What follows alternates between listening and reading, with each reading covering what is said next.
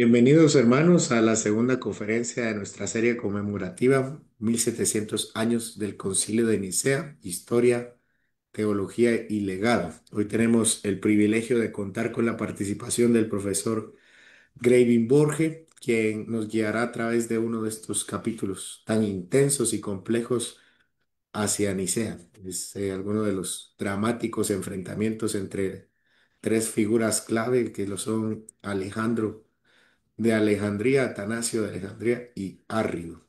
Esta conferencia nos lleva al corazón mismo del conflicto teológico que agitó a la iglesia en el siglo IV.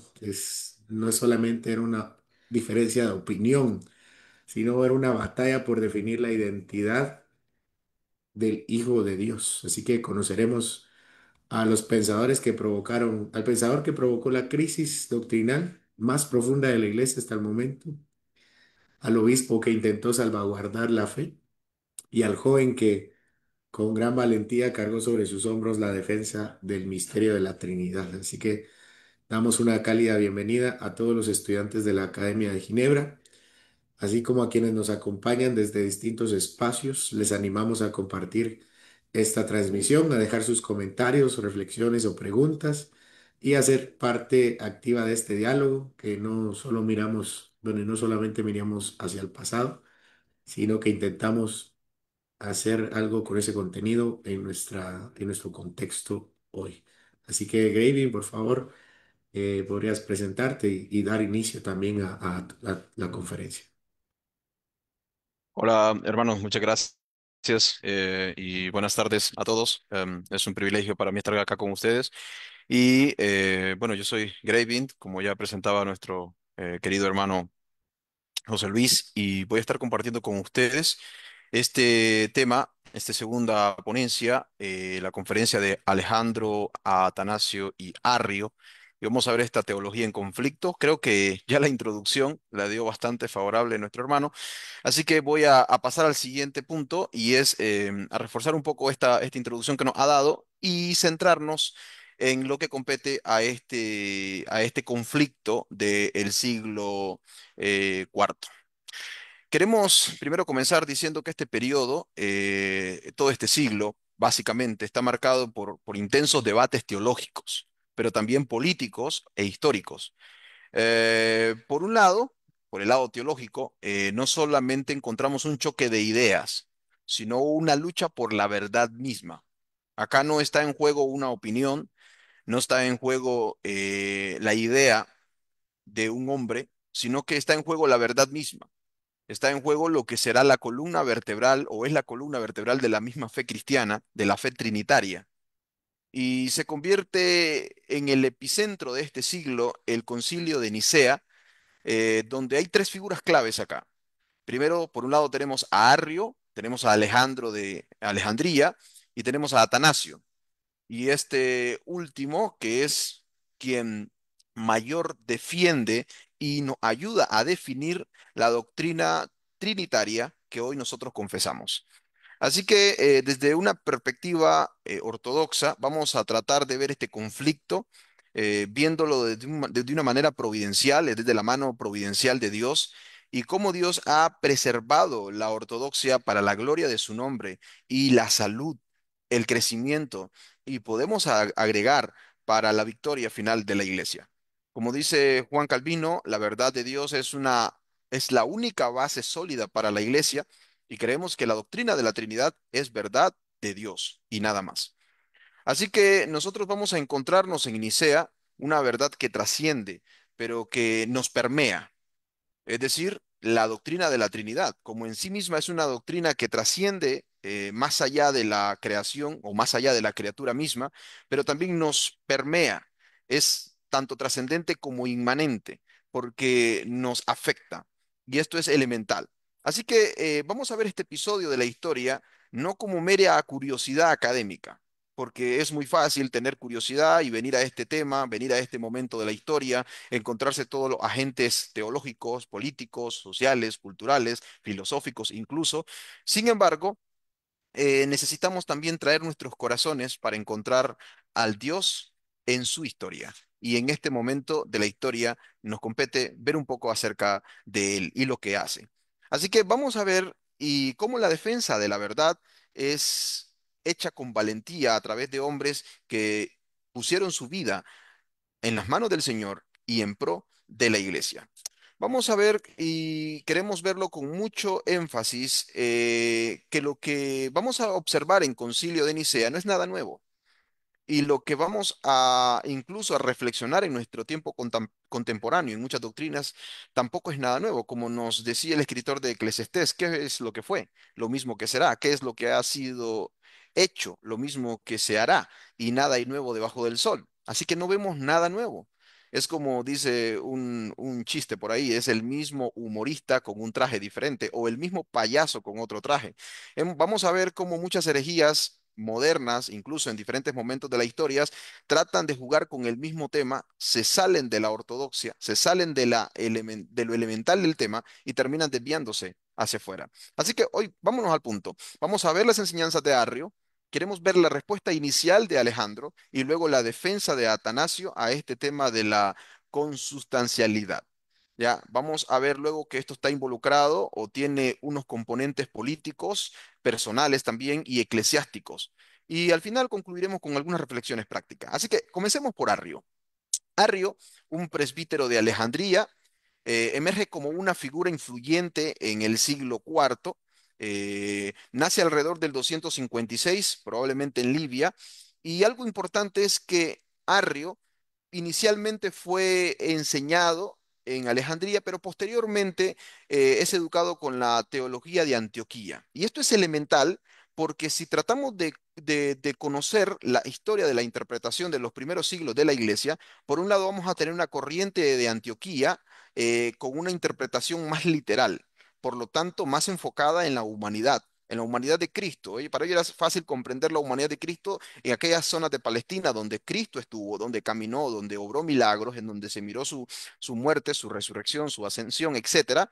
Pero por otro lado tenemos la corriente de Alejandrina, en donde se vuelve un poco más alegórica y, como algunos van a mencionar, incluso muy especulativa. Así que esto es importante porque es lo que moldea el punto de vista de Arrio de lo que traerá como debate acerca de lo que él cree acerca de la segunda persona de la Trinidad, como nosotros lo vemos, pero como él lo veía, el Hijo de Dios. Así que en Alejandría, él recibe enseñanza y fuerte influencia en su infancia, pero luego, debido a los conflictos que tiene por la proposición que él hace acerca de la doctrina, es excomulgado y tiene que refugiarse en otros lugares.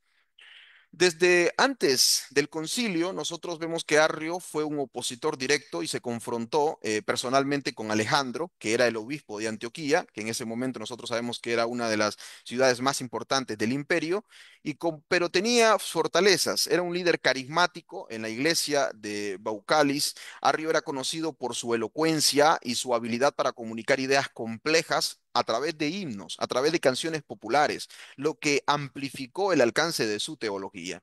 Hay parte del pensamiento de Arrio, lo podemos ver en el siguiente esquema. En términos de teología histórica o teológico históricos, tenemos que saber que Arrio no resulta de la nada. Como bien venía yo mencionando anteriormente, tenemos que ver el contexto inmediato para que entendamos el pensamiento consolidado de lo que está proponiendo Arrio. Y hablo de contextos teológicos, contextos filosóficos, incluso contextos históricos. Los precursores de Arrio del siglo II y el siglo III fueron los ebionitas, los alogi, Teodoto, Artemón, Pablo de Somasata.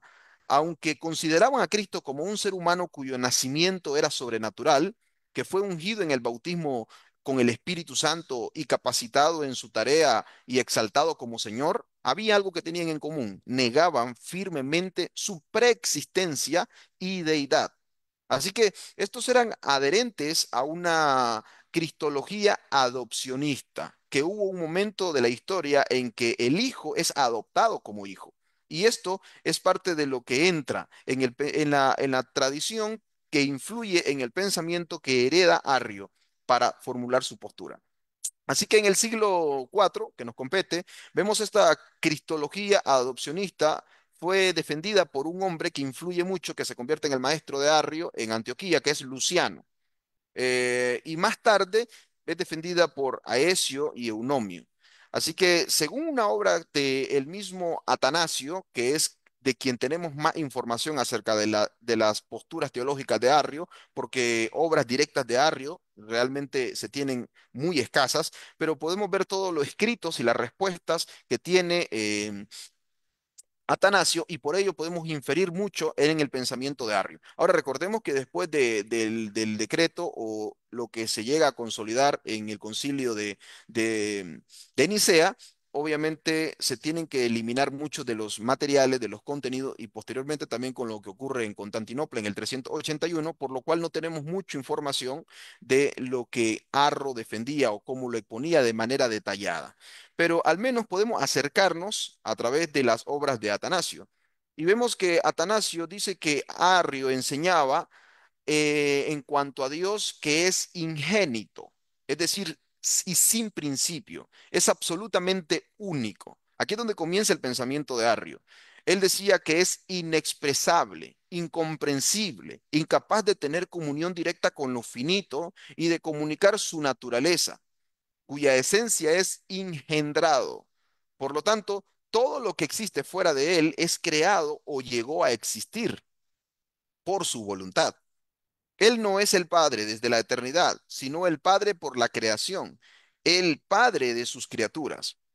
Pero antes de que Dios procediera a crear el mundo, creó por una especie de intermediario una entidad independiente. Es aquí donde entra el papel del Hijo, según la teología de Arrio, y le llama hipóstasis, ousia, al cual él se refiere que es algo de la misma sustancia del Padre, pero que no es la misma esencia del Padre.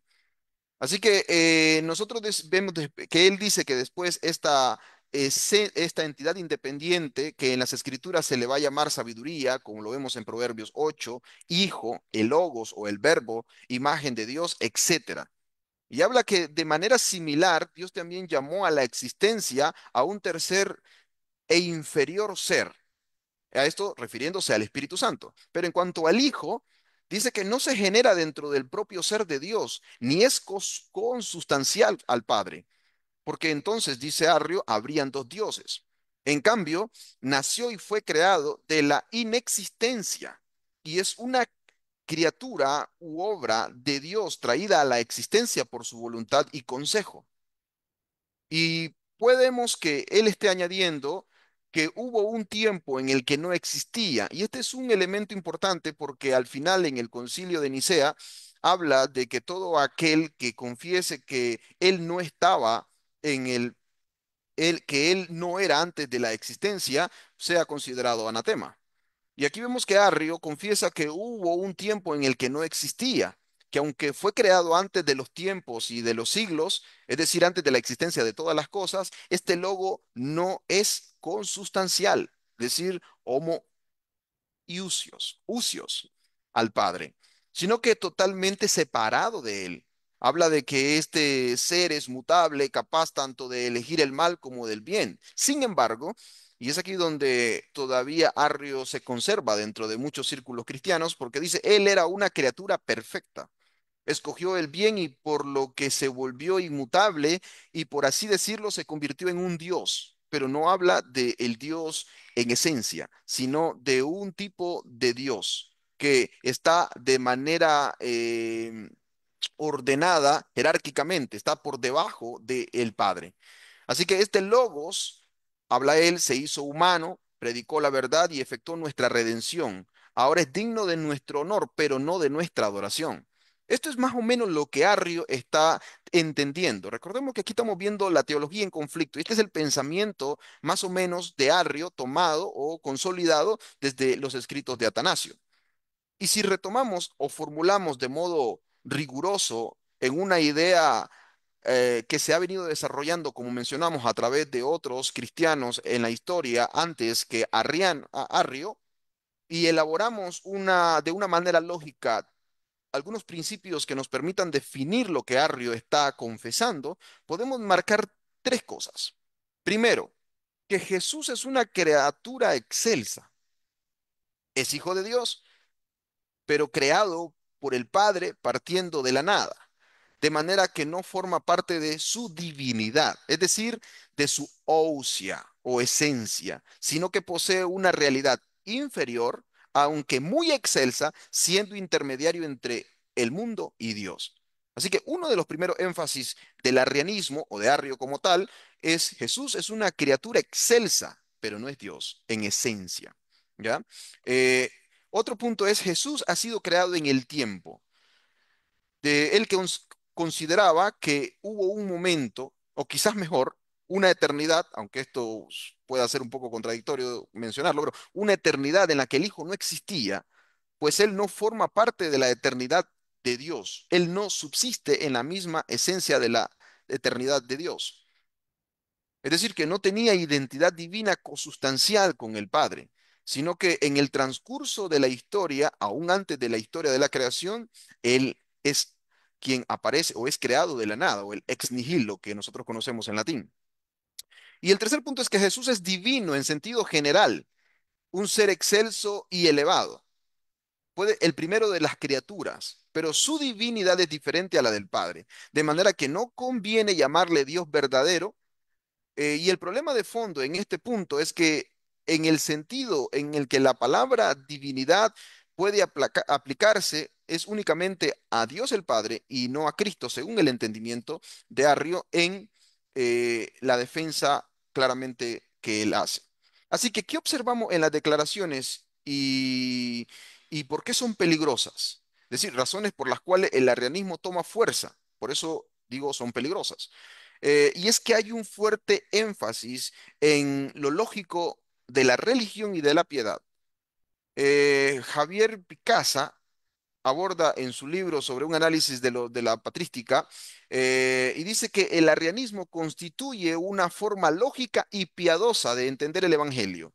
Por una parte, Dios seguiría estando siempre alejado, en lo más alto, de manera que nadie se le puede comparar. Y en esa línea, Jesús fue un hombre muy sumiso a Dios, presentándose así como el ejemplo de obediencia para todos, en una línea que podría aceptar el judaísmo y que posteriormente podría incluso confesar o desarrolló el Islam, en donde tenemos la defensa de ese monoteísmo rígido o inflexible del judaísmo y tenemos también esa sumisión. Dos componentes que son importantes también porque van a efectuar una decisión o una inclinación político de los posteriores gobernantes al entender que era mejor la teología de Arrio para sus posiciones políticas o sus intereses políticos que lo que estaba defendiendo Nicea o en este caso liderado por Atanasio.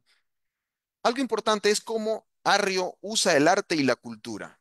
El ejemplo más conocido de este componente es una composición que se llama Thalía, que es una colección de poemas y canciones teológicas diseñadas para ser cantada en banquetes y entornos populares.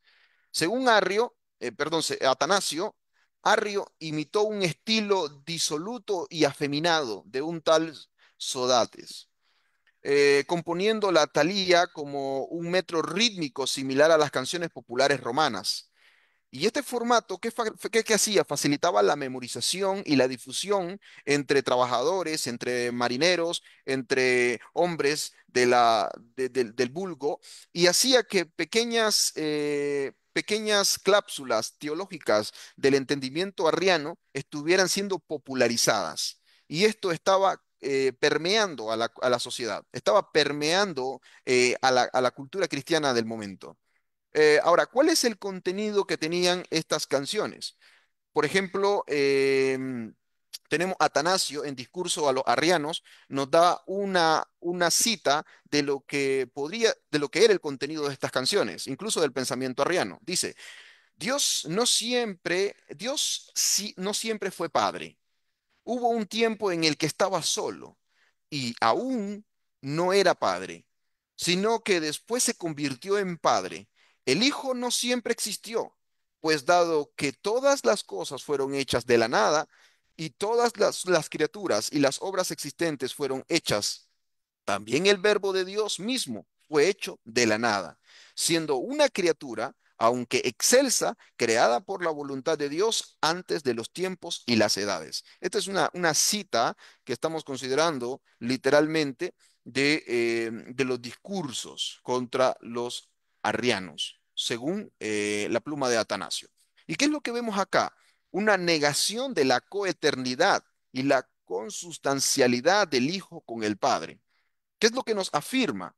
Nos afirma que Cristo es una criatura creada, no divino por naturaleza, de lo cual apreciamos y vemos que esta enseñanza está socavando la doctrina trinitaria y la soteriología, por ende, que nosotros hemos heredado. Babin aquí señala que si Cristo no es plenamente Dios, no puede ser el Salvador suficiente de la humanidad, y obviamente en coherencia con Hebreos 2:17. Vemos que lo que está haciendo Arrio es socavando la doctrina trinitaria. En su carta a Eusebio de Nicomedia, Arrio afirmó, el Hijo tiene un comienzo, pero Dios es sin comienzo. Estas son partes elementales en donde nos permite ver la distinción que está haciendo Arrio entre el Hijo y Dios. Para Arrio, el Hijo era preeminente entre las criaturas, pero subordinado al Padre. Y no hablamos de una subordinación temporal, hablamos de una subordinación eterna, ya lo cual complica el entendimiento y la esencia de la doctrina de la Trinidad. Él justificaba sus posturas con pasajes, por ejemplo, como Proverbios 8:22, donde dice, el Señor me creó al principio de sus caminos, cuando habla sobre la sabiduría. ¿Ya? Entonces, en la teología arriana se buscaba preservar la unicidad de Dios, pero se estaba sacrificando la divinidad de Cristo. Y este era el tema elemental por el cual había que confrontar o entrar en debate contra Arrio.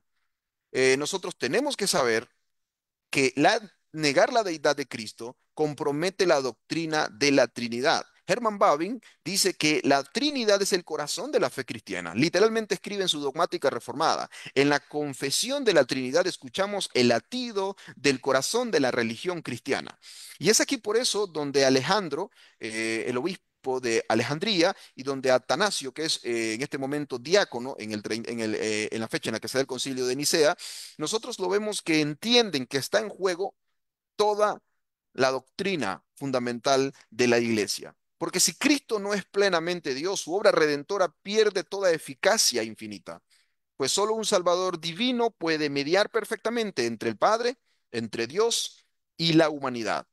Así que el arrianismo también está socavando la sola escritura o el entendimiento que nosotros tenemos de la sola escritura, de la autoridad de las escrituras, porque está tratando de anular muchos pasajes bíblicos que hablan de la deidad evidente de Cristo, por ejemplo, Juan 1:1, Colosenses 2:9, entre otros.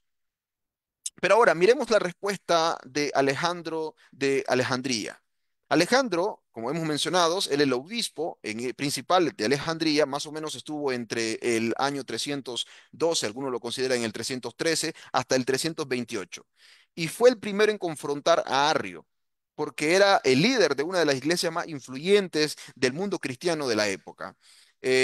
Alejandro, aunque no era tan profundo como su discípulo o Atanasio, podemos ver que sí tenía un corazón pastoral y un corazón bastante centrado en la unidad de la iglesia. De tal manera que cuando empezó a escuchar las enseñanzas o la manera en que Arrio estaba compartiendo sus doctrinas y estaban permeando dentro de la sociedad, más o menos como en el 318, convocó a un sínodo en Alejandría. ¿Ya? Y Alejandro escribe claramente que el Hijo es de la misma sustancia que el Padre, coeterno y consustancial con él. Aunque Alejandro no va a empezar el debate férreo que duraría aproximadamente unos 50 años, sí define las pautas bajo las cuales van a ser los rieles en donde profundizará más Atanasio. Alejandro primero responde a Arrio con una mezcla de disciplinas eclesiásticas y también con algunos argumentos teológicos. Luego que convoca en el sínodo, en Alejandría, en el 318, este sínodo termina por condenar a Arrio y lo excomulga. Eh, Y viene Alejandro y propone y recuerda pasajes bíblicos como Juan 10:30, donde dice, yo y el Padre uno somos, en donde defiende la unidad ontológica, es decir, en esencia, en el ser mismo entre de Cristo y el Padre. Sin embargo, sus respuestas iniciales fueron poco sistemáticas, fueron más pastorales y fueron un poco más citando pasajes que él entendía y la tradición de la iglesia habían entendido, exaltando a Cristo en la deidad.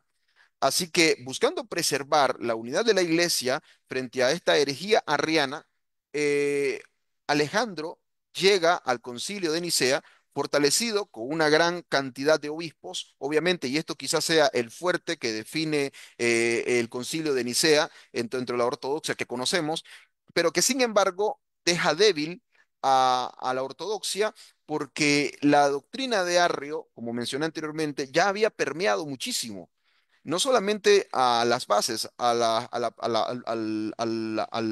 gente popular, sino que también había entrado en ciertos obispos importantes, como el obispo de Nicomedia, que tenía familiares que eran cercanos al emperador. Y esto permitiría también que se inclinara un poco políticamente a favor de Arrio. En lo posterior, que también podemos interpretar que en el concilio de Nicea tampoco es que el todo favorecía a el ala conservadora o ortodoxa. Hodge describe que la verdad es el fundamento de la fe y sin ella la iglesia se desmorona. Y creo que esto es lo que entendía, o al menos lo que comprometía el corazón de este anciano, Alejandro, frente a Arrio. Y es que él entendía que la verdad que estaba en juego era la verdad bajo la cual la iglesia puede sostenerse o caerse en un entendimiento adecuado de Dios en esencia y de una forma en la que Dios está trabajando con la historia de la redención. Así que podemos acercarnos ahora, a través de esto que hemos hablado de Arrio, como de la iniciativa de Alejandro, a la defensa de la consustancialidad por Atanasio. Atanasio es el sucesor de Alejandro. Se cree que Atanasio pues no esperaba ser ni quería tomar el obispado, pero la gente entendía que no había nadie más adecuado que Atanasio para tomar el lugar.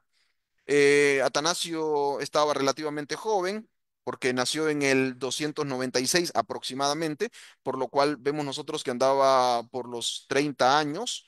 Y Atanasio, en el momento del concilio, como mencioné anteriormente, era diácono y más tarde se convierte en obispo.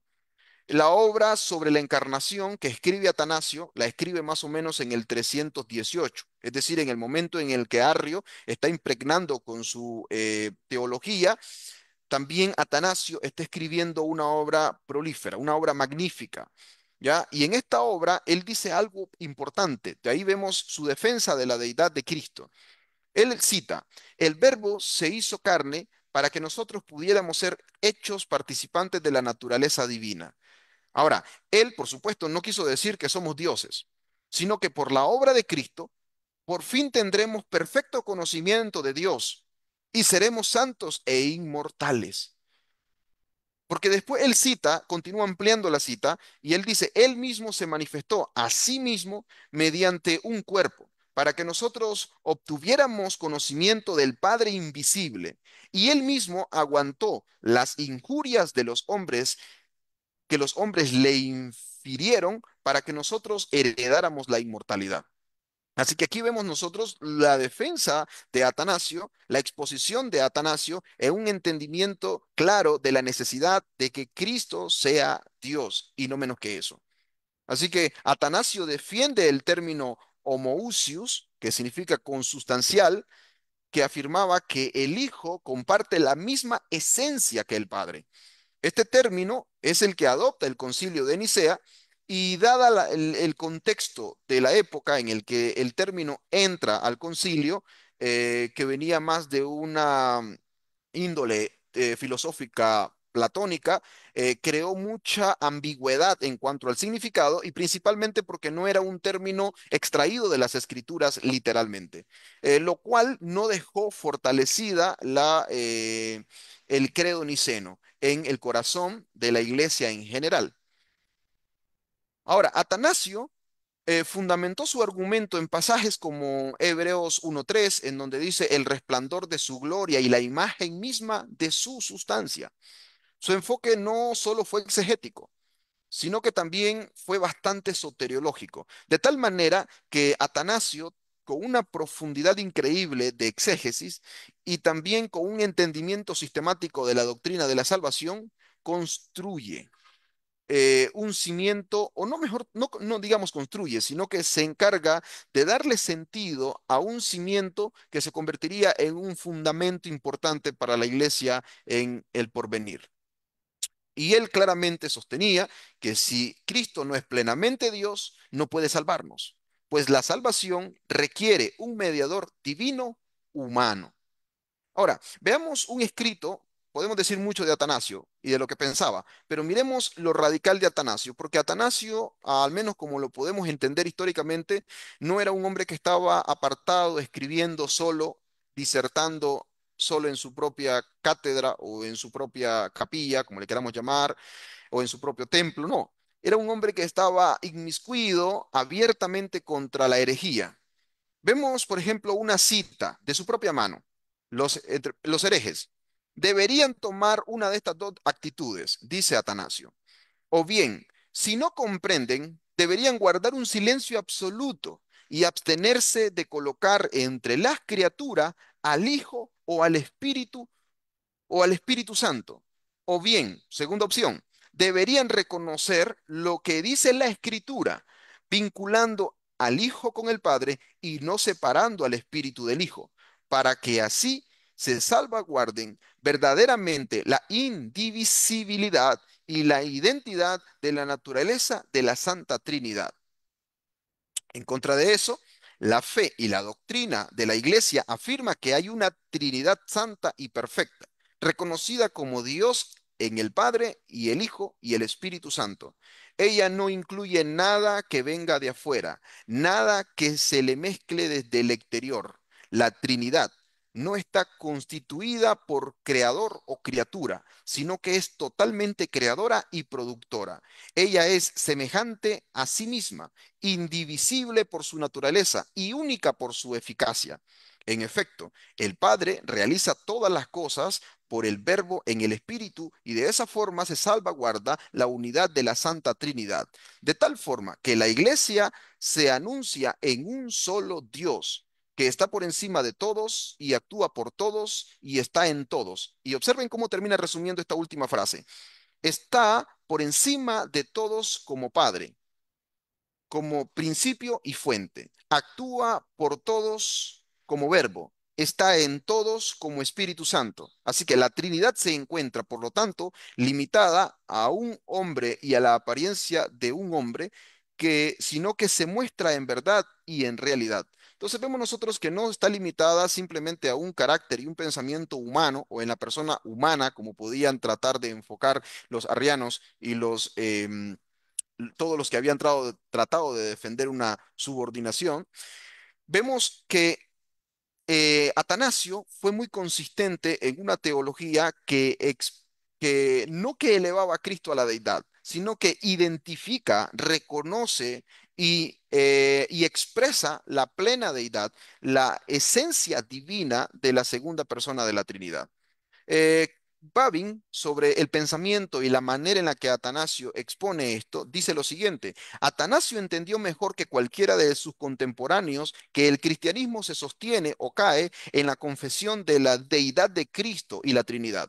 Dedicó su vida y todas sus energías a la defensa de esta verdad. No luchaba por un problema filosófico, sino por la religión cristiana misma, por la revelación de Dios, las enseñanzas de los apóstoles, la fe de la iglesia, porque la Trinidad es el corazón y el centro del cristianismo mismo. Aquí vemos nosotros a hombres importantes de la iglesia, de la historia de la iglesia, viendo hacia atrás y reconociendo a este Atanasio, de quien se dijo Atanasio contra el mundo, que realmente había un hombre comprometido con las esencias de las doctrinas que hoy nosotros creemos y conocemos. Eh, Algo importante de observar en Atanasio es que Atanasio evita por completo la mezcla filosófica que era muy común en la época de ontología y cosmología. Rechaza también la influencia histórica del dualismo gnóstico y arriano, entre Dios y el mundo, junto con un conjunto de seres intermediarios, y él afirma que la Trinidad está desprovista de cualquier mezcla de elementos extraños, como lo vimos anteriormente. No consiste en una combinación del creador con algo que ha llegado a existir, sino que tiene un carácter total y perfectamente divino. La Trinidad es eterna. En Dios no hay características no esenciales. Dios no se convierte en nada. Tampoco la nada lleva a Dios.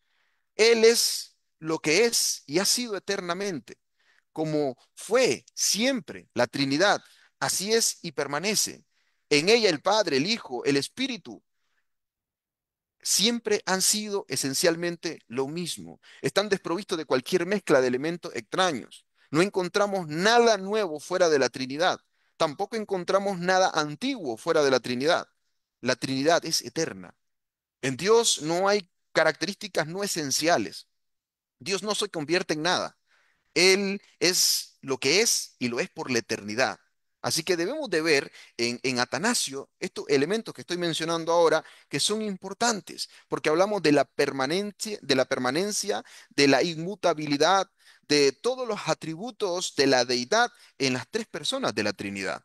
Y esto es el entendimiento que tiene Atanasio, aunque en este momento de la historia esté enfocándose más en el Hijo, en su esencia de la deidad más que en el Espíritu Santo, que luego lo vamos a ver cómo se desarrolla en la historia y lo vemos más en el siglo quinto, cuando tenemos perdón, al final del siglo cuatro, incluso en el concilio de Constantinopla, en el 381, vemos ya definitivo la declaración o la confesión que nosotros consideramos más terminada o acabada acerca de la Trinidad. Así que, viendo el pensamiento de Atanasio, vemos que esto no era un lujo teológico, no era una curiosidad académica, sino que era la base de nuestra fe, la base de nuestra salvación. La lucha de Atanasio, el pensamiento de Atanasio, que le valió a futuro muchos exilios, 5 exilios, refleja la perseverancia que requiere la fe. Refleja que en un mundo donde las visiones pluralistas y relativistas, como las nuestras ahora o en nuestro contexto, desafían la exclusividad de Cristo, Atanasio nos desafía a proclamar con valentía una verdad absoluta, una verdad inalterable que descansa en la Trinidad misma. Ahora, miremos brevemente algunos elementos del conflicto personal, político y eclesial de este choque de teologías y vemos a nivel personal que las tensiones entre Arrio, Alejandro y Atanasio reflejan diferencias irreconciliables de su visión de Dios, por lo cual no podían caminar de la mano. Atanasio y Alejandro no podían caminar de la mano con Arrio, ¿ya? Porque aunque Arrio era más carismático y ganó seguidores dentro del clero, eh, tenemos a un Alejandro y a un Atanasio celosos de la verdad, celosos e inquebrantables en cuanto a la verdad. Y esto siempre los llevó a múltiples debates. Arrio fue muy astuto. Arrio incluso tenía, como decimos popularmente, por debajo de la manga muchas herramientas que las usó en contra, en lugar de hacer ataques teológicos, argumentos teológicos, también agregaba ataques personales, en donde desacreditaba públicamente el obispado de Atanasio en lo posterior, y vemos que eso se convirtió en un conflicto personal muchas veces. Eh, Políticamente, por ejemplo, vemos al emperador Constantino, que aunque está desempeñando una labor principal en este concilio de Nicea, pues vemos que él mismo es el que abre el concilio. Y las palabras que utiliza Constantino nos pueden permitir observar cómo inicia o a dónde está enfocándose el concilio y por eso dónde termina. Y después podemos analizar el posterior declive de sostener la postura por mucho tiempo. Dijo Constantino, considero la discordia en la iglesia más temible y dolorosa que cualquier otra guerra. Cuando me enteré de vuestra decisión, me convencí de que este asunto no debía descuidarse de ninguna manera, por lo que os he convocado sin demora. Sin embargo, solo sentiré cumplido mi deseo cuando vea las mentes de todos unidas en esa armonía pacífica que tú, como ungido de Dios, debes predicar a los demás.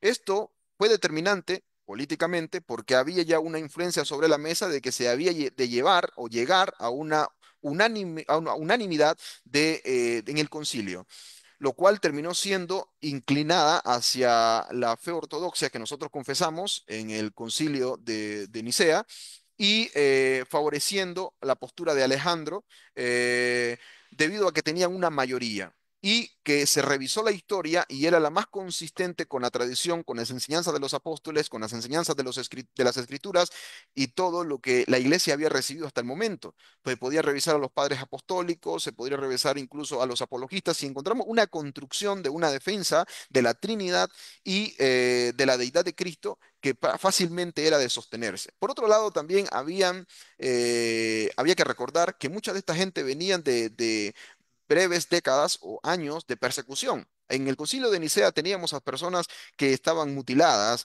sin una mano, sin un pie, y habían muchos que venían sin ojos de sus torturas, dado que habían padecido defendiendo que Jesús es Dios. Y ahora que venga Arrio y que exponga y diga que Jesús no es Dios, entonces eso obviamente llevó a un confrontamiento directo, no solamente con la fe, sino también con el sentimiento de lo que estaban padeciendo y creyendo con sus propias vidas. Así que vemos esta convocación de Constantino que instaba a la unidad de la iglesia, pero que posteriormente Constantino terminó decantándose hacia la postura arriana y puede que encontremos algunos elementos teológicos convenientes. Por ejemplo, el término homoousios, semejante en sustancia, podía que el entendimiento arriano facilitara más a la idea o a la afinidad o a la estrategia política de los emperadores. ¿En qué sentido? Dice Javier Picasa, no es de extrañar que un día el Imperio Romano de fondo helenista hubiera podido convertirse al arrianismo tanto por política, es decir, el emperador necesitaba sumisión, y le venía bien un Cristo obediente y subordinado, que es el entendimiento arriano, ¿ya? Y uno que es piadoso, que también es el entendimiento arriano de un Jesús que es dócil, que es humilde, que no se revela contra el Padre. Y en el entendimiento de la época, la confesión de Atanasio, la postura de Atanasio, hacía ver, es decir, obviamente de una crítica arriana, hacía ver a Cristo oponiéndose o en conflicto con el Padre porque era difícil concebir que los dos fueran una misma esencia. Y en la iglesia esta estaba fuertemente conmovida y dividida.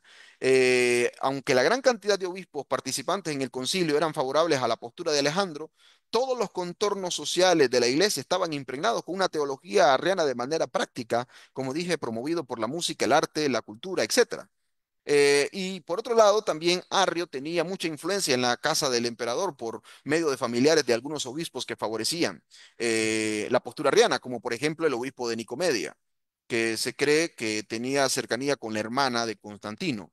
Desde una perspectiva saludable, ver todo esto nos ayuda a observar que el conflicto, incluso que la herejía, fue necesaria para el fortalecimiento y el establecimiento de las bases de nuestra fe donde la providencia de Dios fortalece lo que Dios quiere que emerja. Una vez que se sumerge en el conflicto, que emerja esa verdad en la cual nosotros podemos estar tranquilos. Calvino mismo dice, Dios permite que la iglesia sea aprobada para poder purificarla. Las divisiones que vemos nosotros en este siglo IV nos recuerdan que la verdad a menudo requiere sacrificio, que la verdad a menudo entra en conflicto, que la verdad a menudo va a chocarse o a estrellarse, pero que al final permanece y persevera en medio de cualquier dificultad. Así que hemos recorrido brevemente el pensamiento de alguna forma de Atanasio, de Arrio y de Alejandro y todo lo que llevó al concilio de Nicea. Eh, y me gusta... Ok, ops, creo que algo pasó por acá.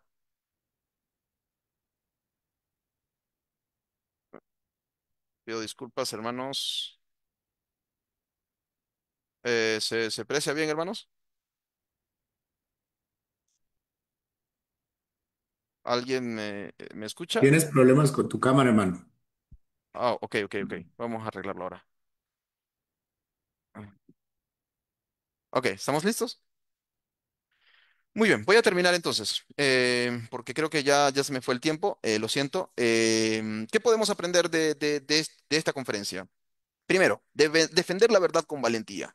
Así como Alejandro y Atanasio, debemos confrontar el error con amor, con la verdad y con los argumentos correctos. Ya sea el relativismo moderno o las herejías cristológicas que vamos a encontrar en muchas sectas, aún que se denominan cristianas, debemos tener un compromiso con la verdad, porque al final nuestro compromiso es con las escrituras, que es la verdad revelada de Dios para nosotros. Algo más que podemos aprender es confiar en la providencia divina. A pesar de las dificultades que podamos ver y las persecuciones y cuán duro se enfrente la iglesia y cuán dura sea la persecución o la contraoposición que tengamos nosotros, tenemos que saber que Dios preserva la ortodoxia, Dios preserva la verdad. Dios es el Dios de la historia y la historia es su historia. Y Dios la está desarrollando en donde creemos en una iglesia triunfante y podemos confiar en la providencia de que en medio de los desafíos actuales, eh, podemos descansar en lo que Dios ha hecho ya en la historia y lo que Dios va a hacer para terminar con una iglesia gloriosa. Pero también debemos enraizar nuestra fe. La doctrina trinitaria nos recuerda, y el debate de Atanasio principalmente, nos recuerda que nuestra salvación depende de un Dios trino, plenamente revelado en Cristo, y que no podemos negociarlo. Pero también nos recuerda que debemos tener devoción por nuestra fe, que debemos adorar a Cristo, que debemos también traer adoración sumisa al Espíritu, que debemos también traer nuestra fe en sinónimo de piedad para que los hombres conozcan a Dios a través de nuestra vida y la comunión de la Trinidad en la comunión entre nosotros nos haga ver una devoción, nos haga mostrar una devoción de que creemos en un Dios trino que no compite en su esencia, que no compite en lo más íntimo de su ser, sino que funciona de manera armoniosa, en una economía divina, en una economía bien amalgamada y que nos debe de recordar que nuestra comunión como iglesia también está cimentada en esa comunión de la Trinidad. Así que, hermanos, que todos seamos exhortados a ir a la historia y recordar que esa historia, que valió sangre, que valió lucha, que valió mucho sacrificio, es la historia con la que Dios hoy se glorifica en nuestras vidas. Así que el Señor les bendiga y gracias por estar acá.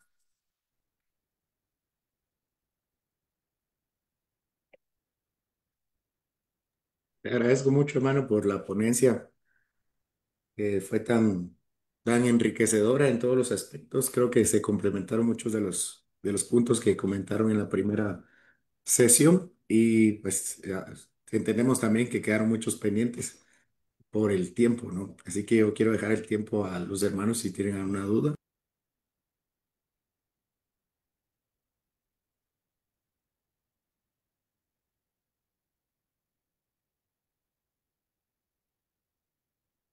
Igualmente, en redes sociales pueden dejar sus comentarios. Me parece que todo ha quedado claro. Ahora estoy revisando igualmente. Tenemos una pregunta. Dice el hermano Cristian, ¿cree usted que la iglesia romanista conserva esta idea del Cristo subordinado por la doctrina arriana, por el énfasis del Cristo crucificado en sus imágenes, pinturas y crucifijos? Esta imagen débil de Cristo que era conveniente para Constantino. Ok, hermano, voy a tratar de responder. Primero viendo si comprendo la pregunta.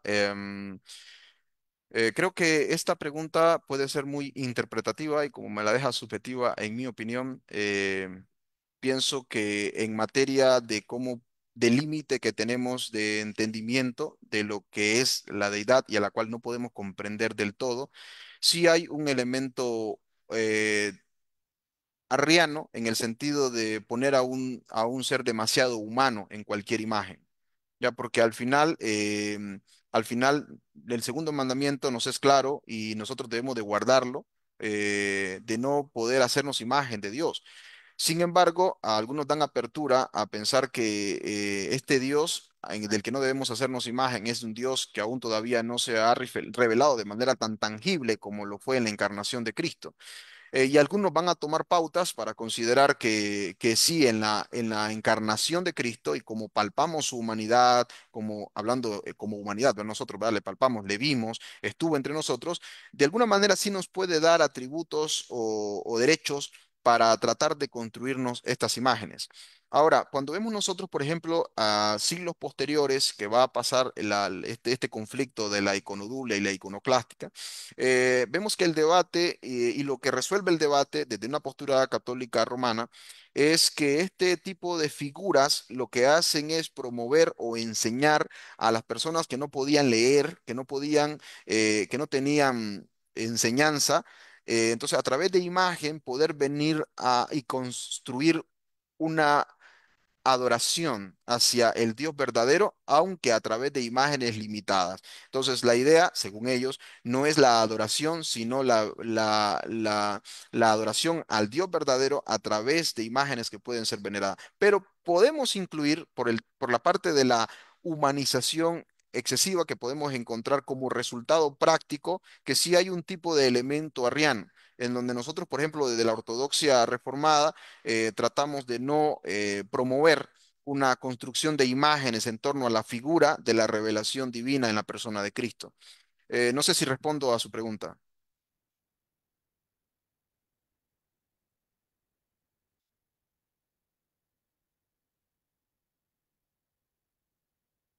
Gracias, hermano. Ok. Parece que sí. Ok. Bueno, yo no veo en las redes sociales otra pregunta, así que damos por concluido esta segunda sesión.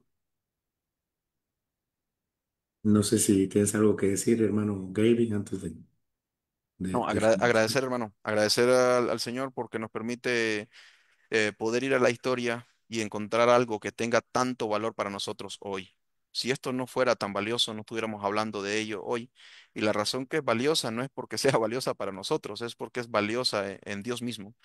Y mientras estaba preparándome para esta conferencia, yo estaba pensando y hay una idea ahora clara en mí, decir, Señor, ¿por qué estamos hablando de estos temas? ¿Ya? ¿Dónde encontramos sustento para hablar de estos temas? Y yo creo que la única respuesta que puedo tener ahora es en Dios mismo. Y hablar de Dios y profundizar en Dios es nuestro sentido de gozo real. Entonces, agradecer porque nos traen hoy la oportunidad de poder venir y meditar, aunque sea pizcas de las profundidades de lo que ha sido Dios y lo que ha hecho Dios para nosotros y al final, sobre todo, para su gloria. Amén, hermanos. Compartimos el mismo sentido. Todos, ¿verdad? Este espacio de aprendizaje es más que un mero espacio de compartir información, sino entender a quién adoramos, ¿verdad? Y a quién seguimos y quién nos ha salvado. Así que yo les agradezco por acompañarnos en esta segunda conferencia de nuestra serie 1700 años del Concilio de Nicea, Historia, Teología y Legado. Ha sido un privilegio contar con la enseñanza del profesor Gravin Borge, quien nos ayudó a profundizar en las figuras clave y los conflictos que dieron forma al primer gran concilio de la Iglesia. Les invitamos a seguir conectados porque en pocos minutos daremos inicio a la tercera conferencia. Por favor, compartan, comenten y sigamos celebrando este hito histórico en la fe cristiana.